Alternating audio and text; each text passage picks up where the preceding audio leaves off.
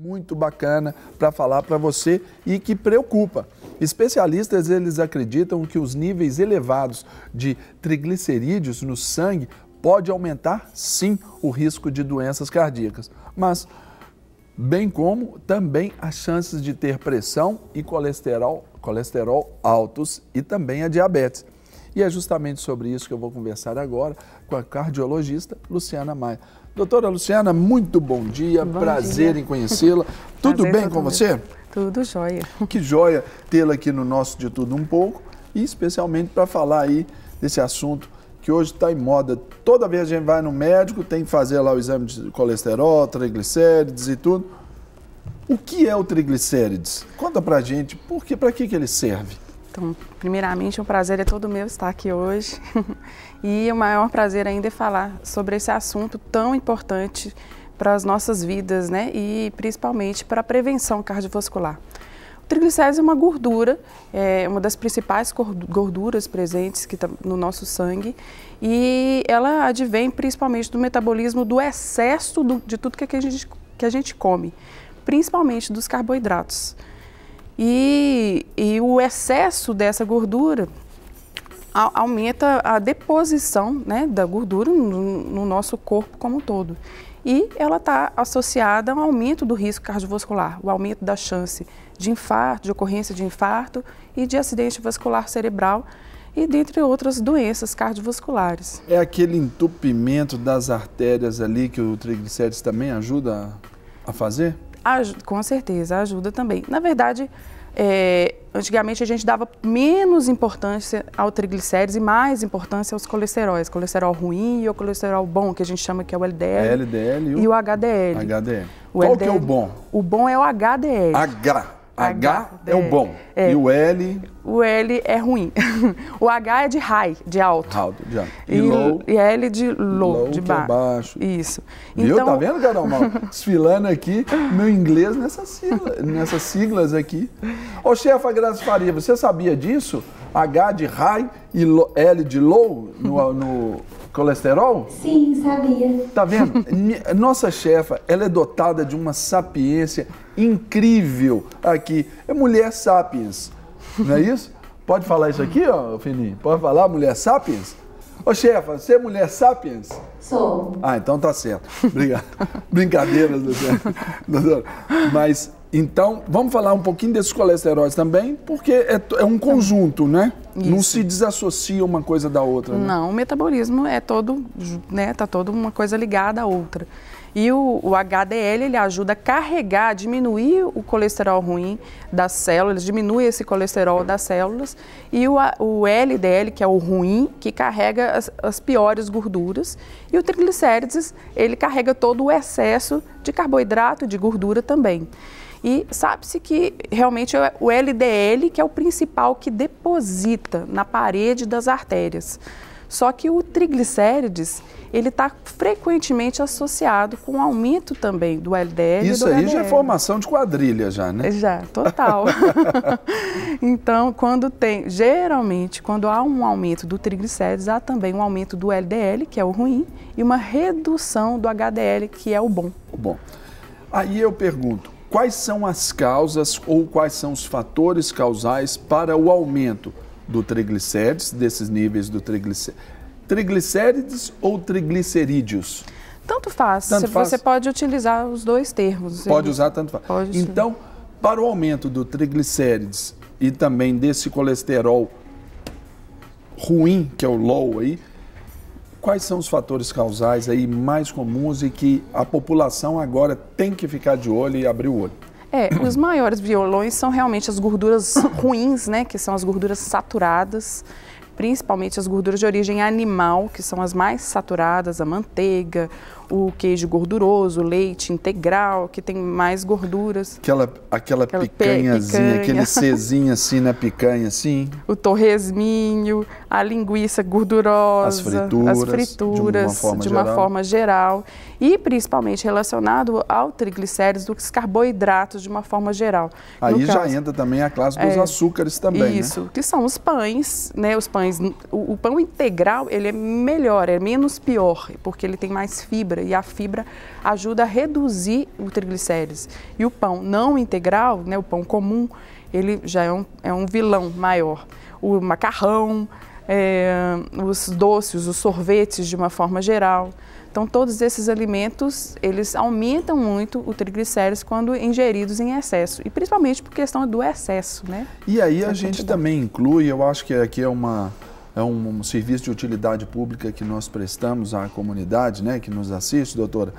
A gente sabe também que, além de outros maus hábitos também, tabagismo, alcoolismo, tudo isso também é uma bomba atômica ali, né? Sim, dentro da gente. Né? O tabagismo, ele é, né, no caso, a pessoa que tem um risco cardiovascular aumentado e tem os triglicérides aumentados, é obrigatório que a pessoa pare com esse hábito que não é saudável para ninguém.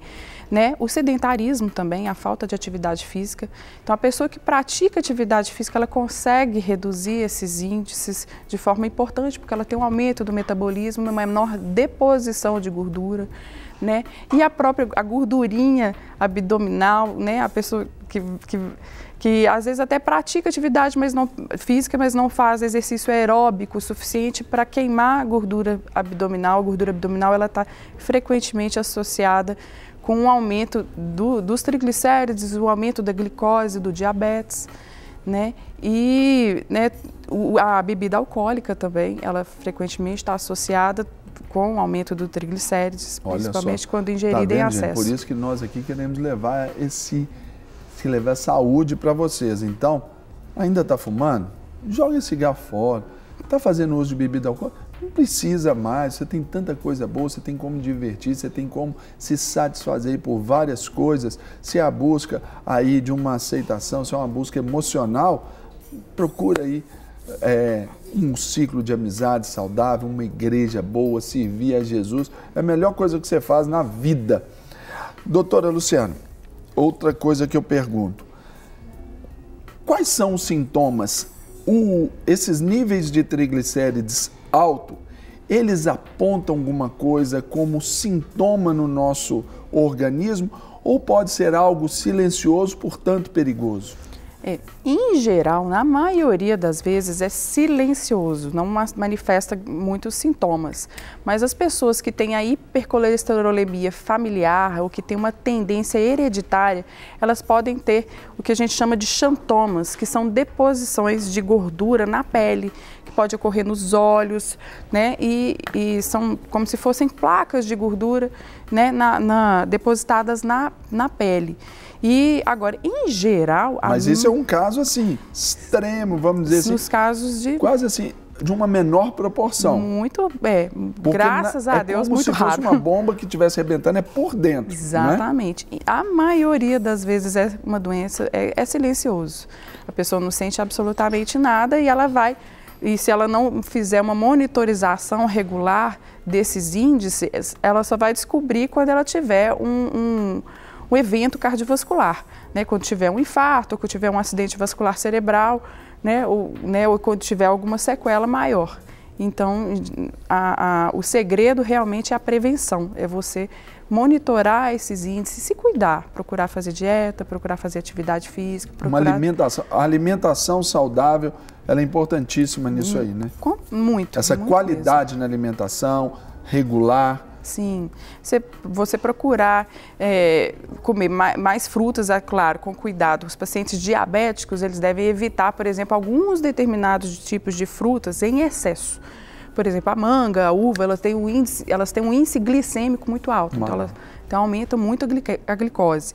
Mas se você procurar evitar o excesso de pães, de macarrão, de carboidratos em geral, evitar a bebida alcoólica e mesmo essas frituras, que são as gorduras saturadas, e procurar se alimentar mais com fibras, pães integrais, aveia, as castanhas, os óleos bons, que são, no caso, o azeite extra virgem e o peixe, o ômega 3, né, que está presente nos peixes, principalmente no peixe mais magro, ele ajuda a reduzir, a metabolizar de uma forma melhor essas gorduras. Agora, doutora, chega aqui uma pergunta aqui no nosso WhatsApp, 984029756. Você pode mandar a sua participação aqui. E essa participação, ela vem de Lagoa da Prata, querendo que a senhora desfaça um mito ou estabeleça ou ratifique uma verdade. Diz assim: bom dia, pastor Serginho, graça e paz. Graça e paz. Estive no cardiologista mês passado, fiz todos os exames e graças a Deus não deu nada. Só o colesterol que está 240. Qual que é o normal para uma pessoa adulta? Assim, aqui no caso é uma mulher. É uma mulher. E não parece ser tão... Deve ter mais ou menos... Qual que seria o normal? Ela está falando aí do colesterol total. A gente sempre mede as frações, porque o mais importante para a gente é medir as frações. O ideal é que o colesterol total seja inferior a 200. Então, a dela está alto. Então, já está alto. Agora, a questão é saber se esse 240, que é o dela, ele está aumentado às custas do ruim, do colesterol ruim ou do bom. O do bom. Porque também isso aí faz toda a diferença, né? Exatamente. E ela continua dizendo, estou com pressão alta. Fiquei sabendo que quem tem pressão alta não pode se exercitar de manhã. É verdade ou mito? É a Simone de Lagoa da Prata. Um abraço, Simone. Deus te abençoe. Cura, estabelecimento sobre a sua vida, em nome de Jesus. Na verdade, o exercício físico ajuda a reduzir a pressão arterial. Então, eu considero como um dos fatores para tratar. Então, eu prescrevo atividade física para os meus pacientes. Eu falo, é necessário que você faça atividade física para te ajudar a reduzir a pressão. Então, a atividade física ela é capaz, às vezes, de substituir o medicamento. A questão é que essa atividade física ela tem que ser direcionada. O paciente, se ele estiver com a pressão muito alta ou muito descontrolada, ela precisa ser controlada primeiro para fazer atividade física. Mas não é contraindicado praticar atividade física com hipertensão arterial, pelo contrário, é até bom. Monitorada, bem acompanhada. Bem acompanhada. Então, Simone, pé embaixo. Agora aqui, doutor, é tanta pergunta e o assunto é tão vasto, deixa eu te perguntar. Um nível de um triglicéridos, por exemplo, um homem mais ou menos de 40 anos, como eu tenho, qual seria um nível em termos de números? É claro que a gente vê todo um fator, mas qual que é um número aceitável na sua avaliação? O ideal é que ele seja inferior a 150. Esses números, eles até têm ficado mais rígidos. Por exemplo, a diretriz americana, eles têm recomendado mais que isso seja em torno de 100, dependendo da faixa etária. Um amigo nosso da igreja, ele estava, eu acho que com mais de 800, alguma coisa assim. Ele não sentia absolutamente nada. Descobriu-se, vamos dizer assim, num exame acidental. Olha só que interessante. Por isso que eu fiz aquela pergunta sobre ser silencioso e do sintoma, né? A maioria das vezes é silencioso. Esse que é o grande problema. Mais uma pergunta dos nossos telespectadores. O código de área aqui é 22, então deve ser no estado do Rio de Janeiro. Diz assim, bom dia. Onde a família 100% do pai tem triglicérides e diabetes. Triglicéridos todos temos, né? Mas deve ser aqui com níveis mais altos. A descendência tem mais chance de ter essas doenças? E como tratar para não adquirir essa doença? Realmente são hereditárias. A doença aterosclerótica, hipertrigliceridemia, dislipidemia, elas são hereditárias. Então, realmente, a pessoa que já tem na família pessoas com elevação do colesterol e do triglicérides, ela tem que se cuidar, porque provavelmente ela vai ter também. E o cuidado é exatamente tudo isso que a gente já disse, que é dieta, atividade física, se cuidar desde cedo e cultivar bons hábitos alimentares. A palavra-chave em questão seria prevenção? Prevenção. É essa questão de olhar antes, já fazer ali os seus exames, pelo menos anualmente ali, tá dando uma olhada. Esse é o ideal, doutor? Esse é o ideal. E você, desde cedo, cultivar nos filhos bons hábitos alimentares. Né? Isso é um pouco de cultura, né? O pessoal que cresce na roça, às vezes tem muito costume de utilizar muita gordura de porco, torresmo, muita fritura. E às vezes mudar um pouco esses hábitos e procurar utilizar alimentos mais saudáveis. Então, se você cultivar esses hábitos desde cedo nas crianças, você consegue adultos mais saudáveis. O pessoal está despertando para isso agora? Você acha que está havendo essa mudança aí de pensamento? Eu acredito que sim. A gente é mais otimista, né? É verdade. Acredito que sim. E a gente quer fazer no nosso programa esse instrumento, sabe, doutora Luciana, de levar para o pessoal essa instrução para que a gente tenha vida e melhor qualidade de vida. Nós conversamos aqui com a doutora Luciana Maia, que é cardiologista. Ela veio nos falar aqui exatamente sobre esses níveis de triglicérides alto, bem como dos colesteróis também. Então, fique atento à sua alimentação, aos seus hábitos de vida, que nós fazemos votos por tua prosperidade e saúde. Assim diz a Bíblia, assim como é próspera a tua alma. Doutora, obrigado. Obrigada. Uma honra tê-la aqui, foi muito boa a conversa. Eu que agradeço a oportunidade. Volte sempre. Para receber todas as novidades do canal, inscreva-se e se curtir o vídeo, clique em gostei. Aproveite para acompanhar a Rede Super nas redes sociais.